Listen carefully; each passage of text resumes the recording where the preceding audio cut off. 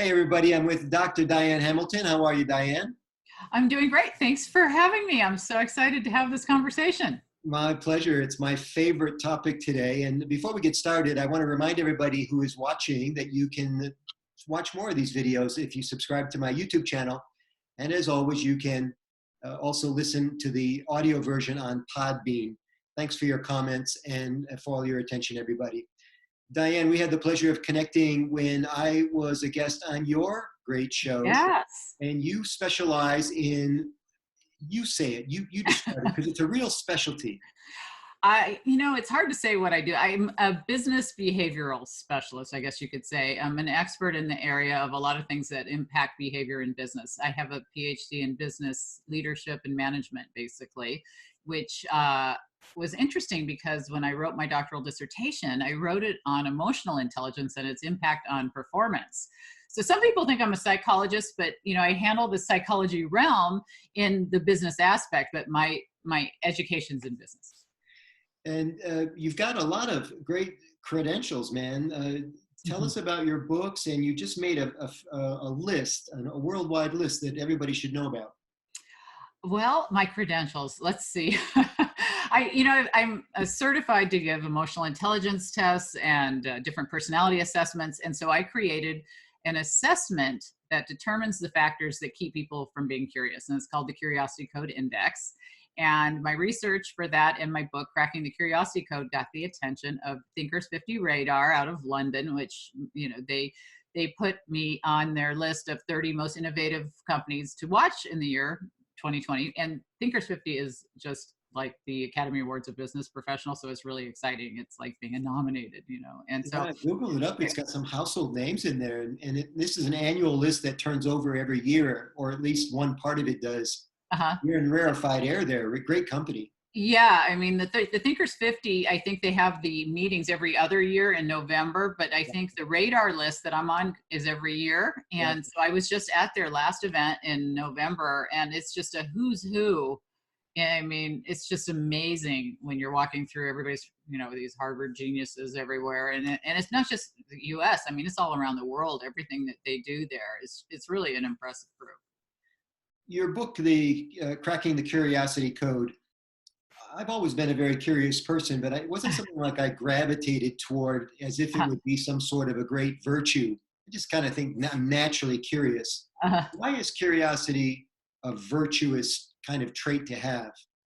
Well, we're all born curious. I mean, the Max Planck Institute coined the term curiosity gene because we all have it. Animals have it. Think of a bird. If it only flew around one bush, it would run out of berries if it wasn't curious enough to look somewhere else, right? Yeah. So we have to have this genetic trait. It's a great thing to have. It increases dopamine, makes us feel better. It has all these great rewards. We all have it, but if you look at what happens around age 5, we see a peak and then a decline.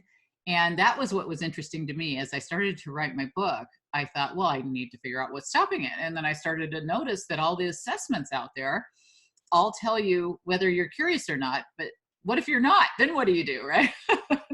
I'm thinking, well, there's something missing here. I need to figure out why I'm not so I can move forward. And so it is a very important thing, but there's a lot of factors in life that take it, its toll on us. And, for those people who've heard, curiosity kills the cat and all the things, there's some people who have maybe been discouraged from being curious. I mean, sometimes you don't want your kids looking into every drawer or everything, there's things that we hear that sometimes discourage us. But curiosity is what I think is the spark. And from what all my research shows is the spark to all the things that companies are trying to fix, like engagement, innovation, motivation, productivity, everything. I mean, it all comes back down to curiosity. Yeah, this is good timing too, because I think in our culture, for some reason, maybe this is just my impression, is that we're starting to become much more parochial about how we see things. We're discouraged from engaging with strangers. Facebook doesn't even want you to connect with people that you don't already know, which is like the ridiculous premise for a networking platform. But if you're in a grocery line at the store and you turn around and talk to the person behind you, it's considered odd. Even if you were going to ask them a question about where they bought their boots or something, it's a stretch for a lot of people. Do you think that we're kind of there's like this pulling down now on this type of conversation, or do you think that it's opening up more? What do you see in society?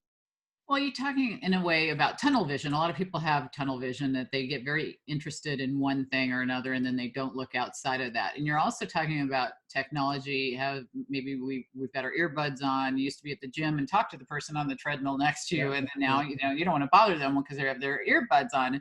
And there's different things that are keeping us from interacting like we used to act. But you're touching on some of the issues of what keeps us from being curious. And really, in my research, I found there are 4 major things that are keeping us more in that tunnel vision, status quo kind of thinking. And companies can't be status quo thinkers, because if they look at things by the way they always did things in the past, or the traditional models of making decisions, they're going to end up like Blockbuster and Kodak and maybe miss out on some great opportunities. And nobody wants that. They want to have their employees to really embrace this ability to come up with new and innovative ideas. We know artificial intelligence is going to take away a lot of jobs, and all those people that we know we're losing 500 billion and up on, according to Gallup, for poor engagement. Now maybe we can move them into something that they'd like, that they'd want to do, that they'd feel passionate about going to work. And to do that, you really have to open up that dialogue of letting people ask questions and explore things, and having that very curious culture. And I work with a lot of companies like Verizon and Novartis and just big name companies who really see the value of increasing curiosity within their workplace, that they've created reward systems and training and all these things wrapped around improving curiosity. I'm thinking of a really basic application like customer service. The whole essence of customer service is probing and Right. asking the person on the phone, what else are you having problems with? Tell me more. Getting inside their head a little bit so that you can serve them better. Yeah. You mentioned 4 things that businesses can do to improve their situation. Yeah, there's really 4 factors. And what you just said reminds me a little bit of improv. It's yes and, Again, I worked in sales forever, and that was so important. We had to ask questions, but it does have a lot of applications for sales, customer service, everybody within the company. It's basically, when I'm working with these organizations, it's not just have the salespeople take it or have the HR people take it. It is like if you've taken a DISC or an emotional intelligence test, the entire organization can benefit from this. But the 4 factors that inhibit curiosity is the acronym of FATE, F-A-T-E, and that stands for fear, assumptions, technology, and environment. So when I did my research, I studied thousands of people for years just to get the correct questions to just, determine these factors of what holds us back. And fear, of course, was the first thing that came to my mind when I was thinking about what might cause somebody to be hesitant to ask questions at work. I mean, no one wants to look dumb. Nobody wants to say, hey, well, what, in a meeting, because you think you're the only one, or whatever. You don't want to look unprepared, and all the things that go along with that. So fear keeps a lot of people, whether it's looking dumb or just the culture of the company discourages curiosity. Sometimes we know from research that most leaders think they encourage curiosity, but less than half of the employees agree with that. So they don't the feel two that way. cultures, culture of fear, culture of love. Right. And how ironic that the companies that seem to have a culture of fear pride themselves on open door policy and stuff, and the employees don't feel that way at all. It's something that a lot of leaders surround themselves with people that tell them what they think they want to hear. And sometimes it seems like, nobody's going to tell the truth in surveys sometimes if they think it's going to impact them on their performance review. Yeah. So some of this stuff goes unspoken. So fear is a huge one. The assumptions is another one, because it's basically the voice in your head. It's that I'm not going to like this. Last time I asked about something, they just gave me more work. They didn't pay me. Why would I do it again? Just all the things you tell yourself that I'm not going to, I've taken this before in a class and it was boring. We have these inner monologues that go on, and we think, I just don't want to do that for whatever reason that we've convinced ourselves. And then if you look at technology, we can over or underutilize it, as example of the person on the treadmill next to us too. We're not talking to them because we're relying on technology to just be antisocial in a way, but it could be in the workplace, we haven't been trained very well. We don't understand the basics. Maybe we just think of a calculator. If you never knew the math behind it, you really don't know. You might be the greatest mathematician in the world had somebody actually taught you some of this. So we need the foundations, but we also want to use it to the best of its capabilities. So some days might need to be high-tech days and some days low-tech days. And then an environment, which is a huge part of it, is basically everybody you've ever known, as far as your family, your friends, your teachers, your peers, your bosses, your last boss, your current boss, everybody you've ever interacted with, social media even. And if you think about how much that impacts what you do, well, everybody in our family were lawyers, or everybody, you know, in the school studied this, or whatever it is that you've been directed toward because everybody else was doing it, you get directed that way. That's quite a list. Yeah. And it was very interesting to do the research. I'm doing continued research with top companies. Novartis is doing a research study with me right now to look at the before and after levels of the value of improving curiosity. It's such an impactful thing that it was stunning to me that nobody had done this. Because when I'm writing my book, I'm looking around going, well, where's the study? Where's the surveys, you know, that you give people? And Brian when you Windsor did a book about curiosity a bit ago, but yeah, it's a good book. Yeah, it was about the value of being curious, and how I think a lot of it was about how he had developed curiosity as a way to get access to people. He would interview them and have them come to his office. And there's a lot of good books. Yeah, and that's one. Big fish that way. Yeah. Yeah, you know, the books are out there. There's no question that there's books about the importance of motivation, drive, curiosity, a lot of the things that kind of creativity, things that tie together. Yeah. What there isn't is a way to improve it, a really set method. And that's what I wanted to do. And that's where this index came from. It not only showed you where you were on the scale, but how you could improve if you right. So if you find out that you have a fear of looking unprepared, or you have a fear of feeling, made people thinking you look stupid, or whatever it is, that you have all these questions that you answer, and you get a score in different areas. And once you kind of know where you fall on the scale of these, there's 36 questions. It's very similar to taking DISC or something else, where you get the 26-page PDF and you get a report instantaneously. If you go to curiositycode.com, you can do it immediately and get that. Companies sometimes give it to everybody in the company, but it is for anybody who wants to take it. And it's something that gives you an action plan of like, okay, so now you know where you are. Now you can make smart, measurable goals to overcome this by kind of doing a personal SWOT analysis of sorts, kind of understanding your weaknesses and your opportunities and your threats and things that might hold you back. And, it's what it really does is it opens up this conversation in these training sessions, because I certify people to give this. So I spoke at SHRM last summer, and you get 5 hours of SHRM recertification credit if you take the certification program. So HR professionals, consultants, all those people love to take the training. And then when they're in these training sessions with people, they go through this first part, this helping them get over their issues that they have with fear, assumptions, technology, and environment. But then after they do this personal action plan with them and help them do this, then they go on to do this corporate-wide action plan, where everybody gives input to how they can fix all the things within the company. Now that they know how to improve their own curiosity, they could say, well, how can we help you improve your curiosity to help us improve emotional intelligence, leadership, critical thinking, whatever the issues are that leaders want to help improve. And this is great for HR professionals and consultants, because they take all that back to leadership and they go, here's the problem right from the horse's mouth. Because we know this works. Disney had problems with turnover in their laundry. What they did was all these people are, leaving, and they thought, well, we go to them and we ask them, what can we do to make your job better? And it seems really simple and basic.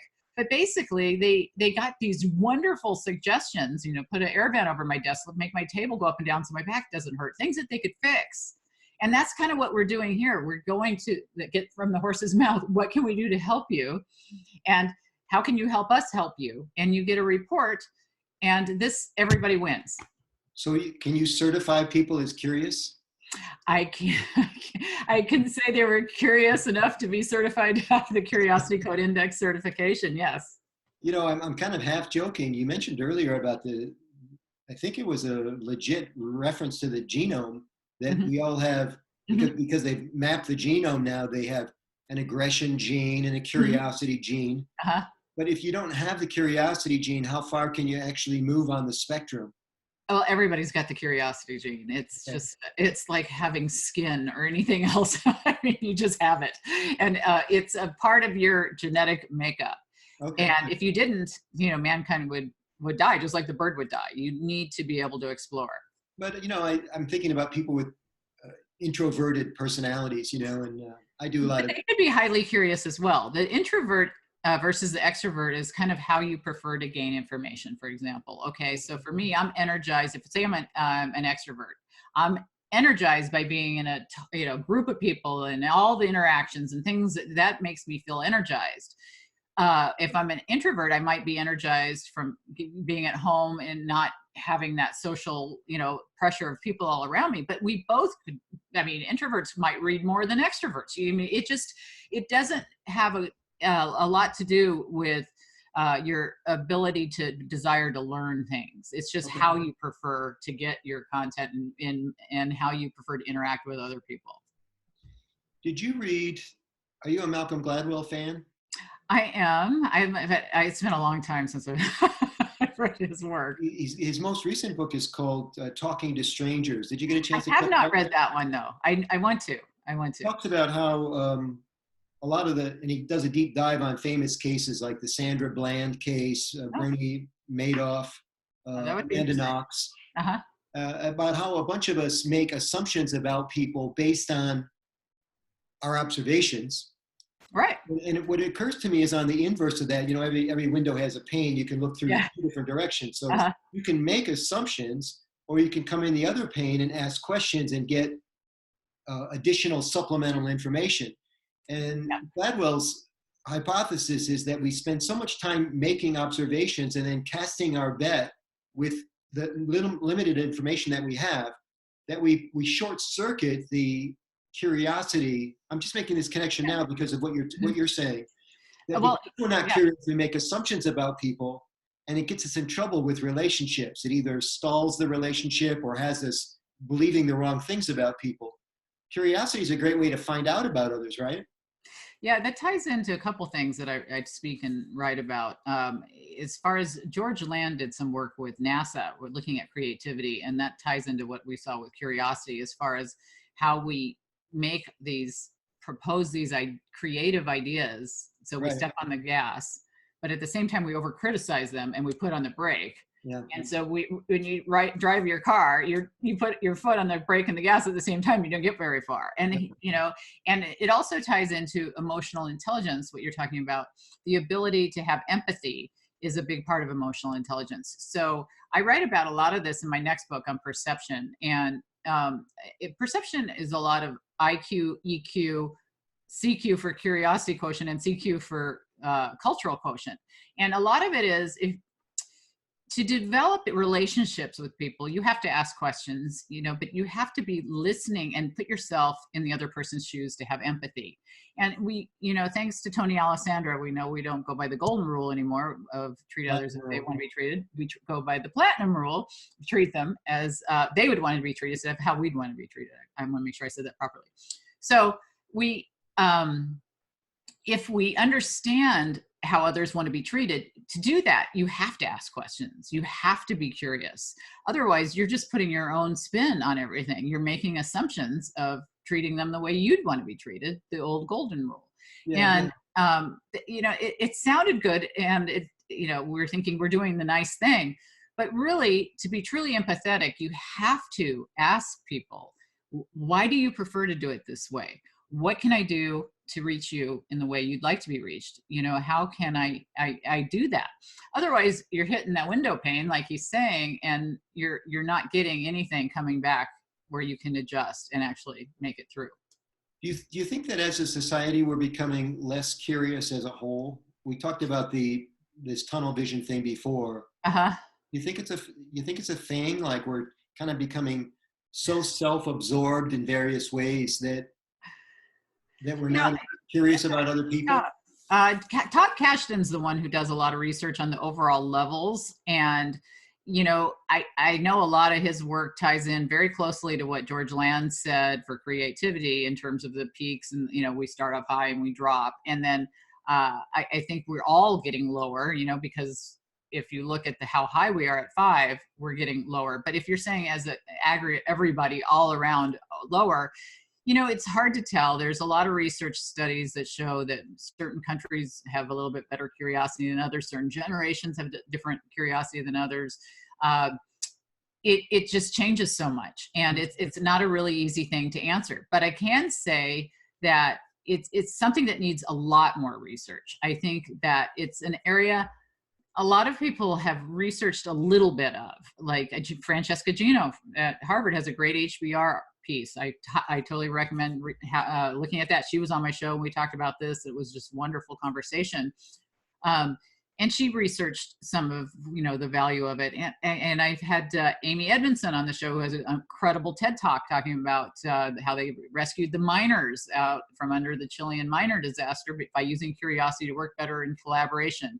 So I think that the companies are starting to really see the value of improving curiosity, because we know so many companies that were here in 1985 or 1995, they're all gone. Percentage wise, it's a high percentage of them are gone. So if they don't want to be another statistic, you got to figure out how to fix this, right? Yeah. So who would have ever thought that Kodak wouldn't be every shelf on the, that you walked into a store? These things change.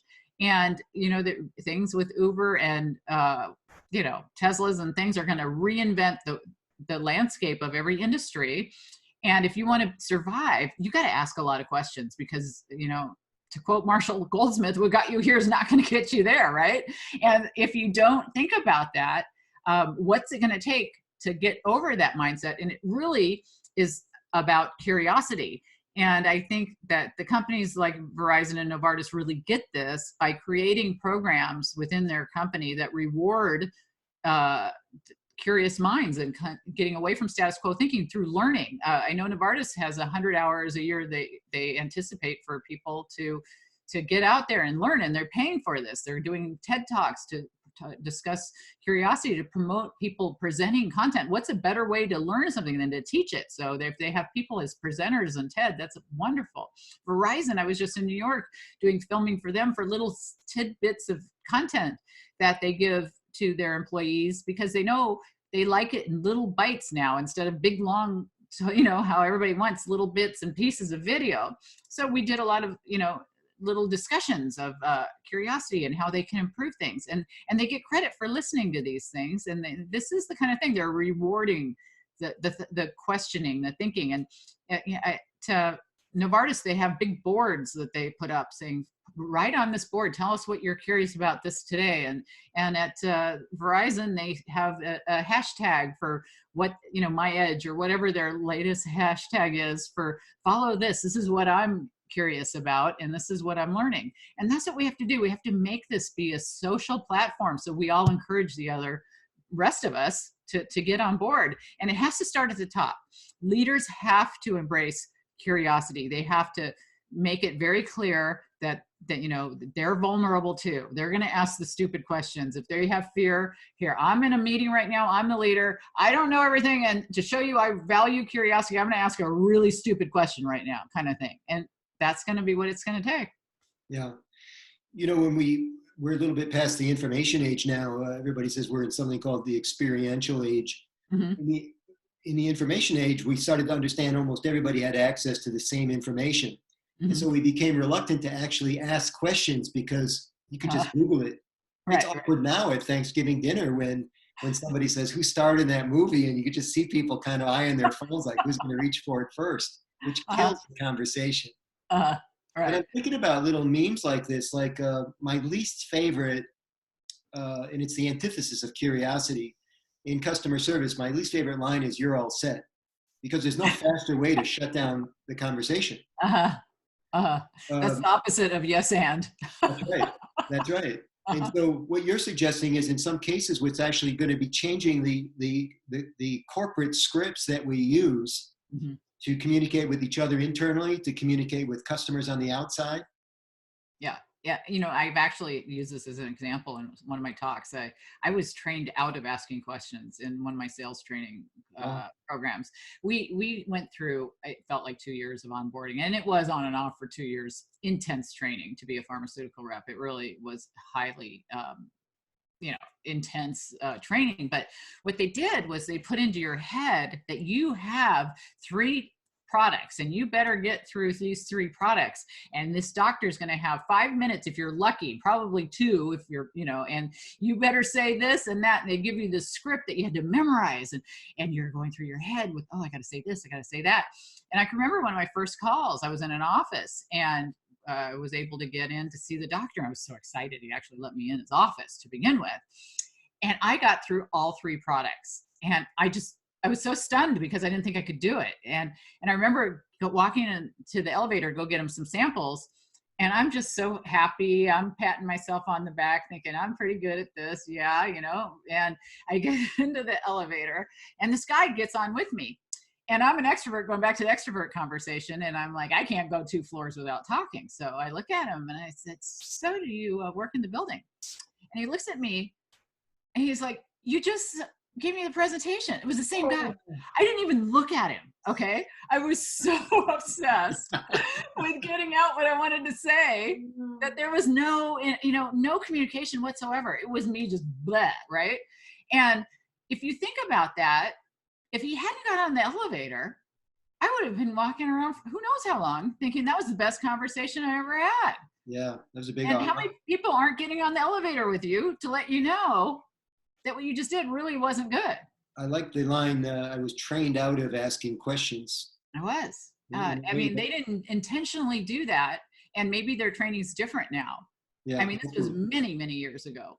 But it really did it made it so that I feared running out of time. I feared not getting my message out.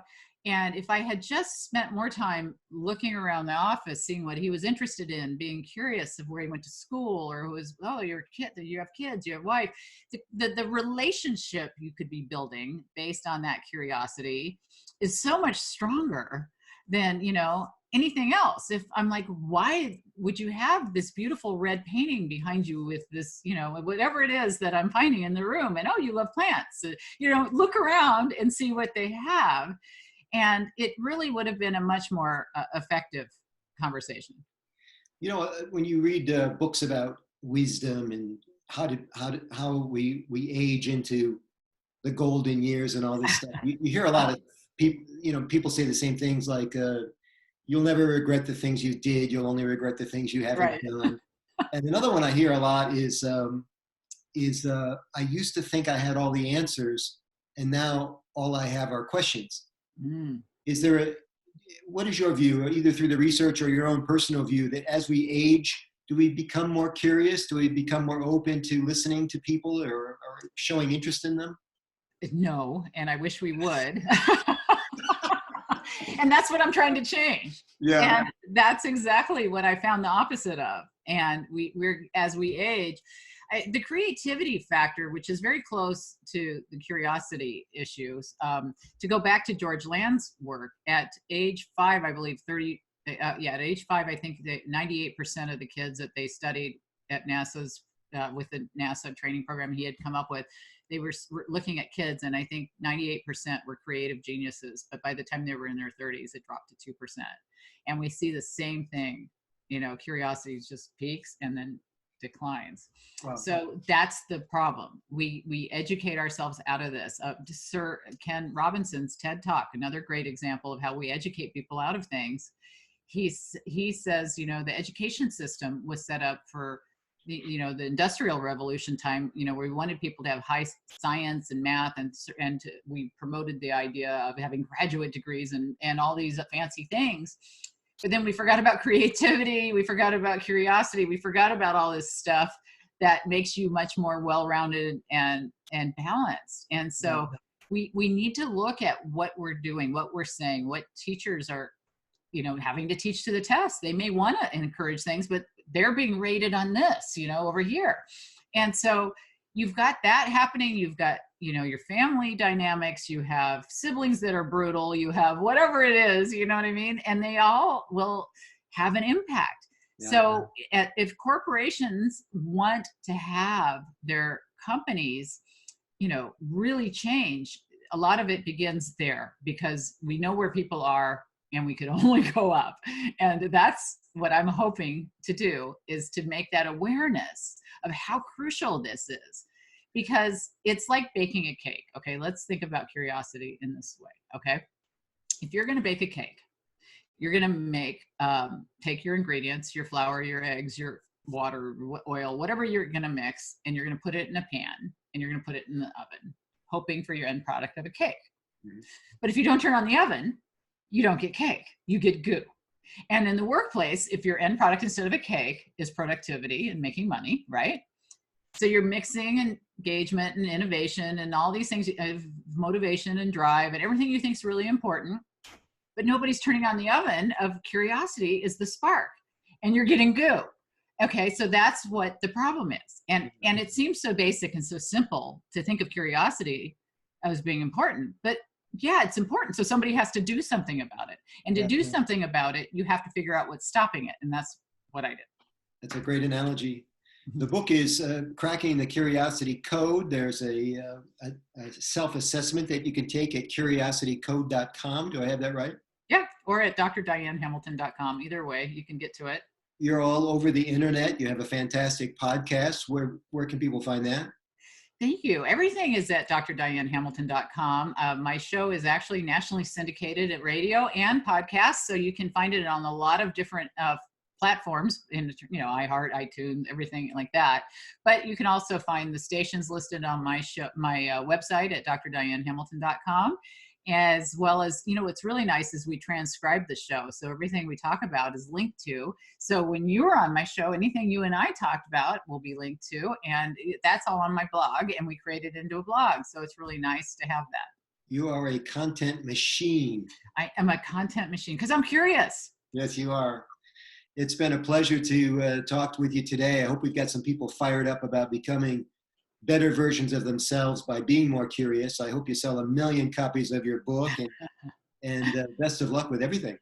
Well, thank you, Michael. I'm just hoping everybody takes some time to really work on developing their curiosity, because it can only make life much more interesting. Dr. Diane Hamilton, everybody. Thank you, Diane. Thank you.